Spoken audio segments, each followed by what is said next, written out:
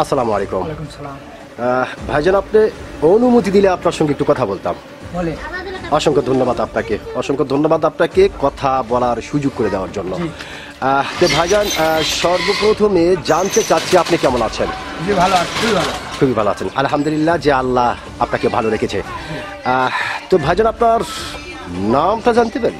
আমার নাম মোহাম্মদ খোরশেদ আলম। মোহাম্মদ খোরশেদ আলম, চমৎকার একটি নাম আপনার, অত্যন্ত চমৎকার একটি নাম আপনার। এবং আপনার নাম শুনে এবং মোটামুটি আপনাকে সামনাসামনি দেখে যেটা বোঝা যাচ্ছে, আপনি প্রচণ্ড একটি সাহসী মানুষ, এটা কিন্তু আপনাকে দেখেই বোঝা যাচ্ছে।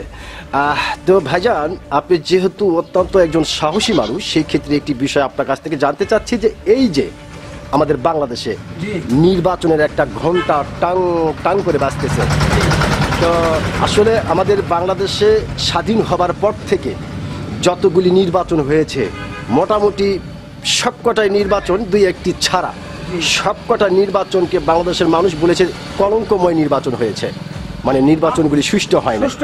হ্যাঁ, তো এই যে নির্বাচনটি হচ্ছে, এই নির্বাচনটি সুষ্ঠু হবে নাকি সেই কলঙ্কময় নির্বাচন হবে? আপনি নির্বাচন একবার সঠিকভাবে সুষ্ঠুভাবেই হবে। তো ভাইজান, যেহেতু খুব সুন্দর করে আপনি বললেন যে এবার নির্বাচন সুষ্ঠু হবে ইনশাআল্লাহ, আশা করা যায়। তো আসলে ভাইজান, আপনি কোন আইডিয়াতে বা কি দেখে শুনে আপনার কাছে মনে হলো যে এবার নির্বাচনটি সুষ্ঠু হবে? ডক্টর ইউনূস উনিতে যে ভাষণ দিচ্ছে এবং আমরা তো সবাই জানতেছি, এখন যেভাবে কথা বলতেছে উনি, সেভাবে তো ইনশাআল্লাহ আমাকে সমস্যা না। তো ভোট আমরা নিজের ভোট আমরা কিভাবে দিব? আমার ভোট আমি দেবো, তাই সমস্যা কি? আর জামাত হোক আর বিএনপি হোক, সবাই অংশগ্রহণ সবাই করবে। ভোট নিজের ভোট নিজে দেবো, তার সমস্যা কি? সমস্যা কি আছে? না, সমস্যা নেই।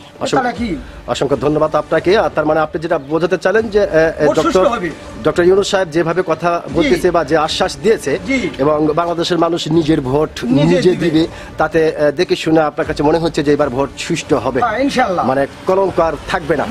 অসংখ্য ধন্যবাদ আপনাকে ভাইজান। আপনার যে অত্যন্ত একজন সাহসী মানুষ, আপনি কিন্তু আপনার সাহসিকতার পরিচয় দিয়েছেন। অসংখ্য ধন্যবাদ আপনাকে।